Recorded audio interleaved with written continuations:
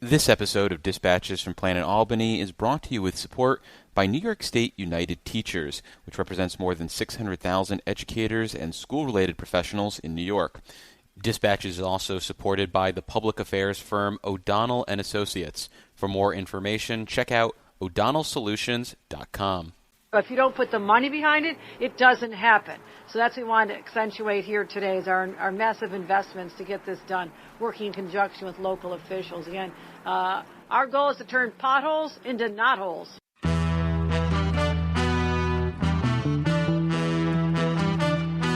I've also declared war on potholes. So here's the first shot across the bow. Well, as you know, with Planet Albany, there's always something that makes the planet turn. And it's this amazing view of D.C., and Eddie Vedder comes out. And he goes, "You have a cigarette?" And I've never smoked in my life, but if I had, I wish that was the moment. And this strategy takes us from potholes to knotholes. I would like to say it was a pleasure, Mr. Kim.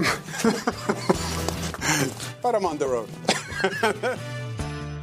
I'm David Lombardo, and this is Dispatches from Planet Albany, a WCNY podcast about power and politics in New York State government. And on today's episode, we're doing Planet Albany Power Ranking Recriminations with Chantel Plummer, a partner with Tusk Strategies, who, in addition to telling me what was wrong with our lists, will talk about how to spot power in Albany and discuss who has it right now at the Capitol.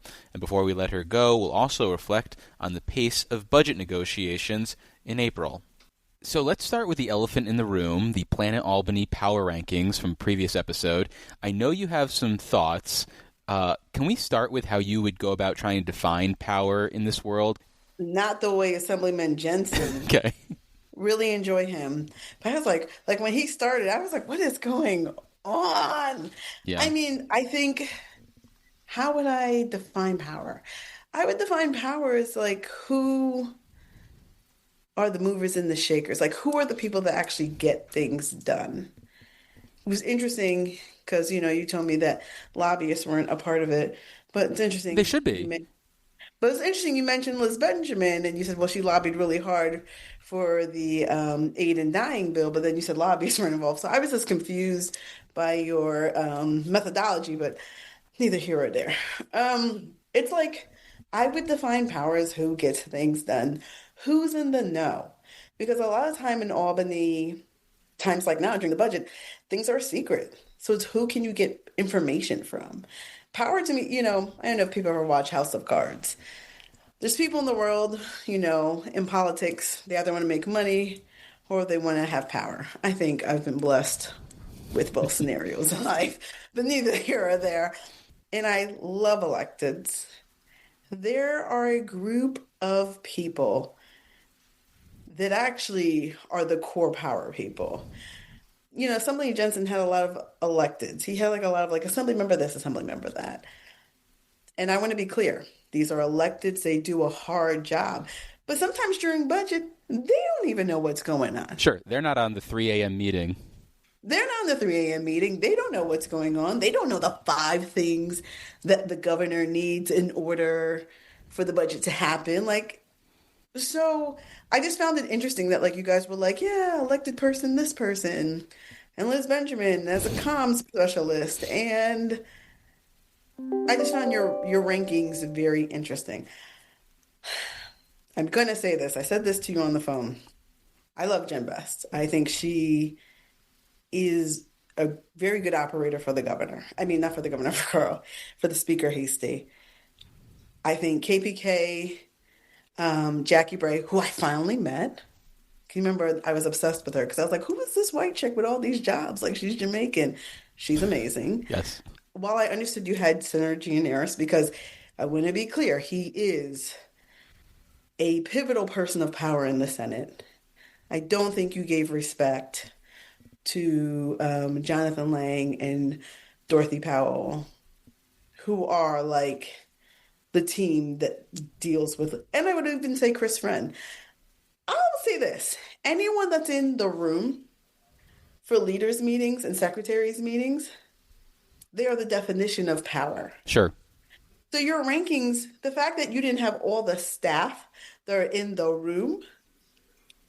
you all don't have a clear understanding of how power works. So you could make a list that is just 1 through 5 staff from the governor's office, assembly, and Senate. But I put it in groupings. Sure, and that's kind of what I was thinking with my list. It was kind of like I'm picking out one person from each of these categories. So one lawmaker. But you did a group for the governors. Right, but then for my actual list that I submitted that people could vote on, I just put Jackie Bray out there. But right, I did because she has so many jobs. But then, and I think she'll be here longer than say KPK. But KPK's been here longer than her. Sure, in power making, in a power making position. Like before, Jackie Bray was a commissioner, which I would argue. Oh yeah. On the power rankings. Meh. Although she was like the de facto director of policy. But now I think as state ops, I think definitely more power. I would have just done groupings for all of the staff that work in the legislature. I would have did the groupings for the governor's office. We put Jen Bess, but Jen Bess and Phil, those are the people that know where the money. Sure. And the things, and then you just left out the whole Senate, which I was like, the fuck is wrong with you? So much. And I'm gonna curse on this one, Assemblyman McDonald, because I didn't appreciate them leaving my brethren out. Like, what? Do these lists matter to people in Albany? No. You think Jonathan Lang and Jen Bess is losing sleep over what you, Raga, and Assemblyman Jensen think about them? Absolutely not. Well, that's good to know they've got that well-balanced approach to life. I didn't care what anybody ranked it. You know what's interesting? Whenever they would do the city, you're about to get me in trouble. Any ranking that has sponsorship included with it, I am always weary of the rankings. Because if I can do a sponsorship ad to influence my weight, I'm always like, not saying that these ads do have sponsorship ads, but there are some that do. Sure. I don't know. Historically, we have bitten the hand that feeds us here at the Capitol Press Room. Don't you have the trial lawyers? Aren't they a sponsor? We don't have the trial lawyers, but we have the car insurance people. So then Jen Lunsford reached out and was like, can I come on the show? I was like, sure. You want to do anything about it? Well, you should, because, you have problematic headings and you have problematic guests sometimes, and you do not have the opposite perspective sometimes. So I'm just going to say, if David Lombardo has someone or a perspective, I do think it's your responsibility to ensure that the opposite perspective is given the same grace and airtime. And for anyone looking to, infer what's going on here, I'll just say I'm making time for other voices as well. What about the idea that power ebbs and flows? Because that was one of the things. Yeah, so a member brought up the idea that some lobbyists might have more power based on who's promoting their issue in any given time. And you're making a face at me. What are you trying to say? You want me in trouble today, and I'm just not doing it. I wasn't. Okay. Because I had a smart comment, but I'm just going to keep it to myself. Well, I was also thinking about how a leader might structure their office, or the governor might structure their office, because I wonder, does Melissa DeRosa, did she have more power than KPK has as secretary? I mean, I wonder how some of these jobs might ebb and flow in terms of power based on who's there. I want to be real clear on this. I think Melissa had power, but KPK has power too. Mm-hmm. You can't be the secretary and not have power. That secretary position is the epitome of power. I think at different times, power shifts amongst lobbyists, amongst members, and amongst even staff. Yeah. It's budget season. Yes, the council's important during budget season, but whoever's the finance person is important, and their importance may shift during the budget period. KPK is always powerful. But right now, Blake is kind of running the budget show alongside with KPK and Jackie and, Shayna Cassidy and all the other players that they have. Right. But Blake is more important. For example, lobbying firms.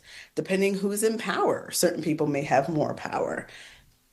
if people leave office, I'm sure some lobby firms are going to lose significance and may not be as important because key relationships are gone. It'll just be interesting. It's just interesting to see. I do think power changes based on just the dynamics of the session, the people in power, and what's going on.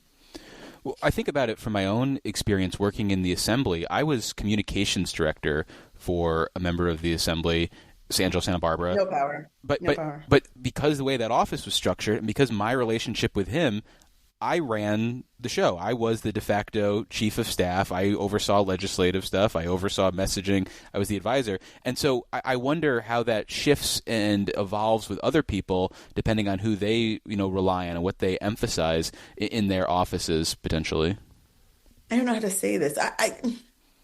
They have power within the district. Oh, sure. No, I wasn't making. I'm not making. Oh, God, no. I'm not making the case that district staff. A member staff don't have more power than I'm saying that. Well, let's say the Assembly Speaker, for example, he might have, say, a certain relationship with Phil Fields for whatever reason that is longer or different than Jen Best. So maybe he leans on Phil Fields. Everyone has different roles. But that's what I'm saying. You might lean on Speaker and his chief of staff.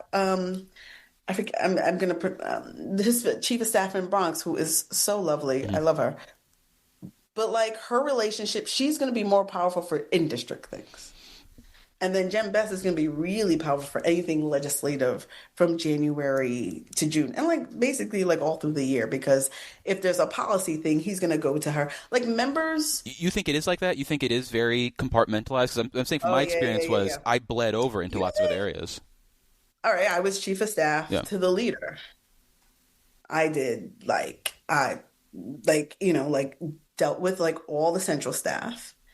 I also dealt with Yonkers staff, but it was a lot. But that's what I'm saying. You took a broader role than maybe someone else might do. But then once I realized that broad role, I shrunk that role. Sure. Because it's impossible. It's there's no way that the person that's in Albany doing the chief of staff doing the Albany stuff is going to know what's going on in the district to the level of specificity needed to be effective, if I'm making sense.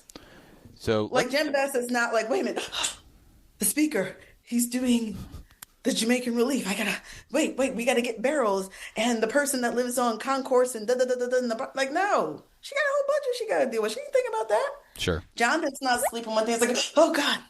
Oh my God, the Yonker Day Parade.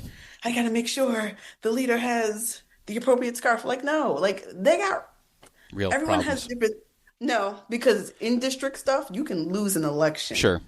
If you don't know your member's politics and you don't know what's going on in your member's district. So let's not say that the member, the in-district staff is not important. It's just different levels for different things.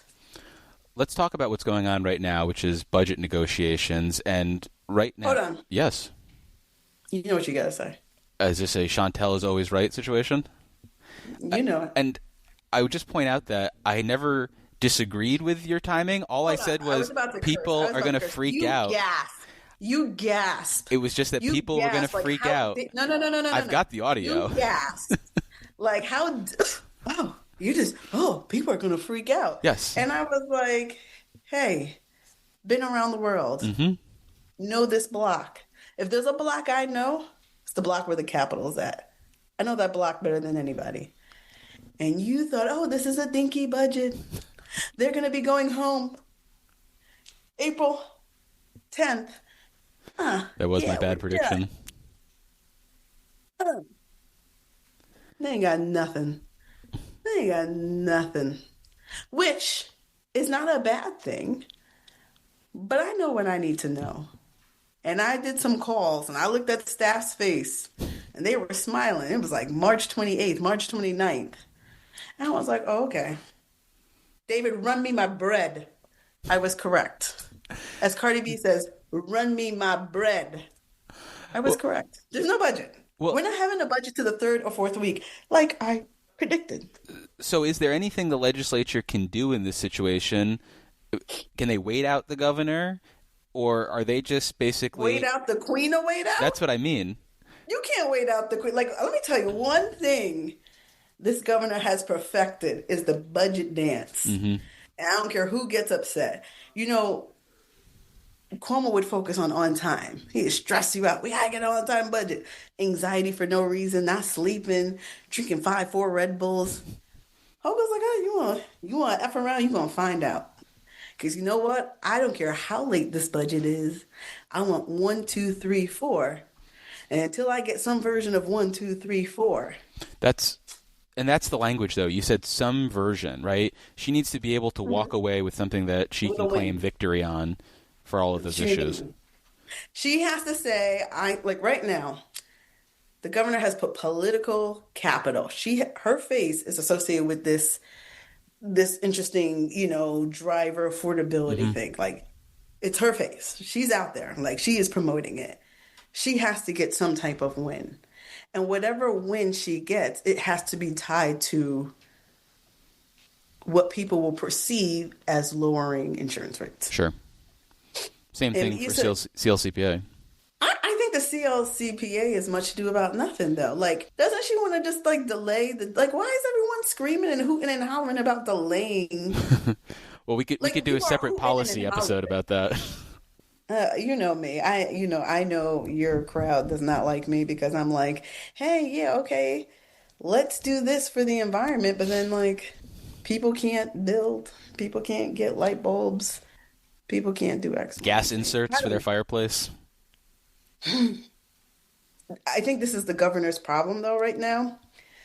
There's no actual evidence proving that the CLCPA is causing the increased costs.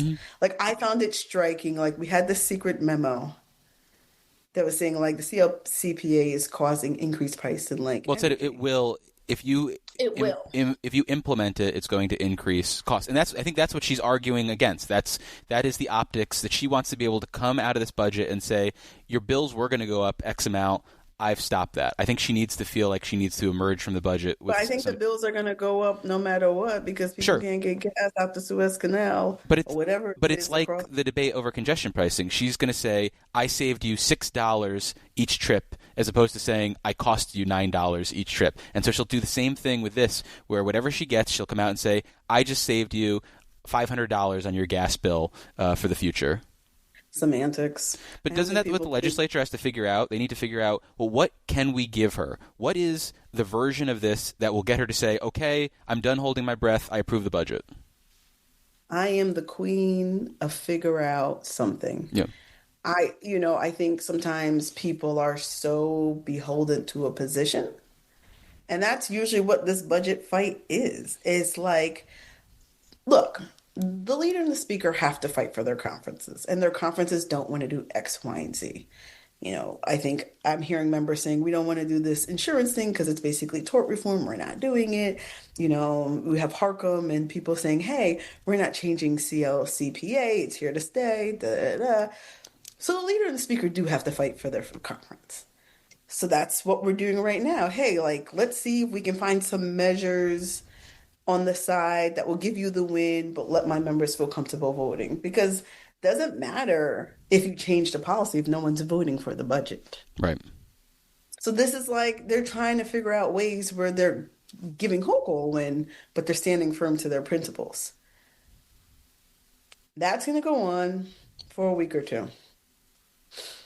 And then we're going to hit end of April. And people got races, and people got shit to do at home. It's a primary election year. And I think the governor is going to be like, look, this is where I'm at. And we've tried all these different things, and it doesn't seem our lawyers can figure out the language to make this work.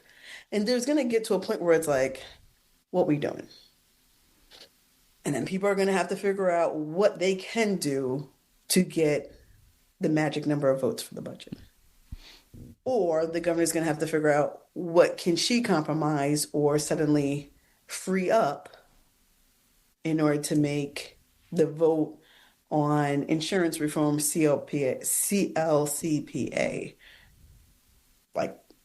okay for the members. So it's just, y'all gonna everybody make some coffee. We're gonna be here till end of April. Well, lastly, we'll get a conceptual agreement on the third week. because this is the first week of April. We'll get a conceptual agreement, maybe. And I haven't been too plugged in because I don't have that many budget clients. But I think we'll get like a conceptual agreement maybe the third week. And then they'll like get the language. But yeah, guys. Well, lastly then, as a lobbyist, is this fertile time that you look forward to try to get things into the budget, or do you abhor this time period because get things? How can you get things in the budget? Okay, so no. If people are miserable, and if like it's like getting new things in the budget, are you like, hey, it's still open? Why don't we add this? Yeah, get out of here. Okay. Nobody got time for that. Like very rarely, it has to be something that helps with something. Which, like, let's say you had something that was like a revenue raiser or something like that, but then 9 times out of 10, that would have been discussed in the one house or something like that, in the one houses. And, like, the way Hochul used to do it, too, is, like, I don't know if she still does it like this because I'm gone, obviously. She used to be like, I ain't talking about nothing until we talk about the things I care about. No, it's still the same. It's still the same thing. So she would be like, these are my 5, 4, 3, 2, 1 things. Get out of here. You ain't talking about nothing unless we're talking about those things. And then once you had agreement on those things that she cared about, then the dam would break. And then like you could like, that's when the staff really got busy in like either secretaries' meetings or surveys. But if she's still that way. Yeah. Okay. Well, I've got to run. So is it okay if I sign off? Oh, what? Oh. Why do you have to run? I have a 3 o'clock interview that started 2 minutes ago. Oh, I was late. Okay. Well, I'm back on social media, people. I praise the Lord and I did my Lent like a good girl. And now I can promote and uplift, your show. Well, we've been speaking with Chantel Plummer. She's a partner with Tusk Strategies. Chantel, thank you as always. Bye.